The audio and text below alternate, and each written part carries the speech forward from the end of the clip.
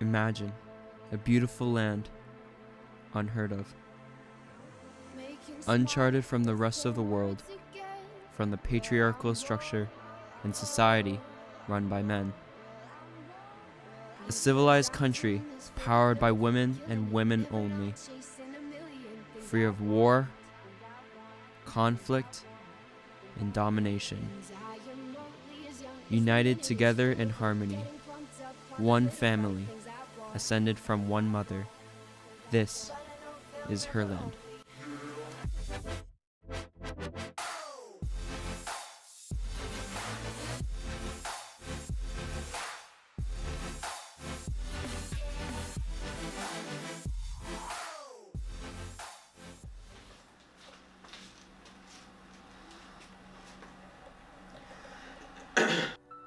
There were 3 explorers, Terry, Jeff, and the narrator, Van.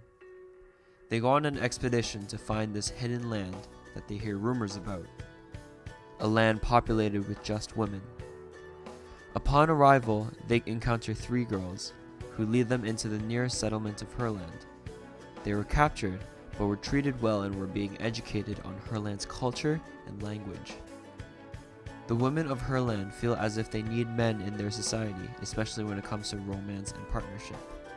But during this time that Gilman was writing this, it was a very male-dominant society, and she had made it very clear that in this society, women only viewed partners to be equals and not overpowering the other. The 3 explorers engage in relationships with the 3 girls, Celis, Alima, and Elidor, with 3 different types of relationships. There's a lot of themes that play into Herland. There's a loss in tradition and culture when the men enter this civilization. The women also consider reproduction to be very serious and sacred. And a manner of partners rather than independence also plays a role for especially Celis, Alima, and Elidor. These women were once independent, but based on the different relationships that they have built with the men, they no longer rely on themselves for everything. The main focus is more of the types of relationships that each couple hold. The 3 women are initially independent, powerful, and unafraid of men, but the men are different. Terry is aggressive and believes that men should be dominant. Jeff is romantic but submissive.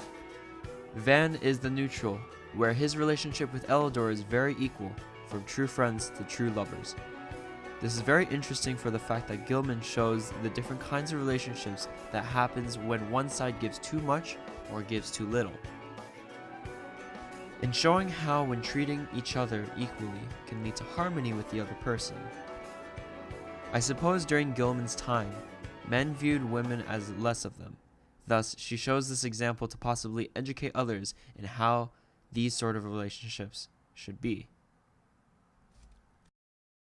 The concept of an all-female society is a very good discussion topic, especially in 1915, when Herland was first written.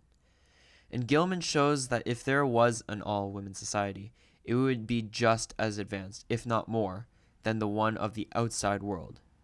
We see this topic today in media. It is no doubt that Herland had put an influence on modern media, such as movies like Wonder Woman. But my interpretation of Herland is that Gilman wants the world to view women as just equals, rather than below or above men. That way, it would benefit both men and women. But like the ending in Herland, a character like Terry, who is too aggressive and was casted away from Herland, is a bad influence on today's society. Herland is a metaphor for our current land right now, of what circumstances the world would turn out to be in this situation.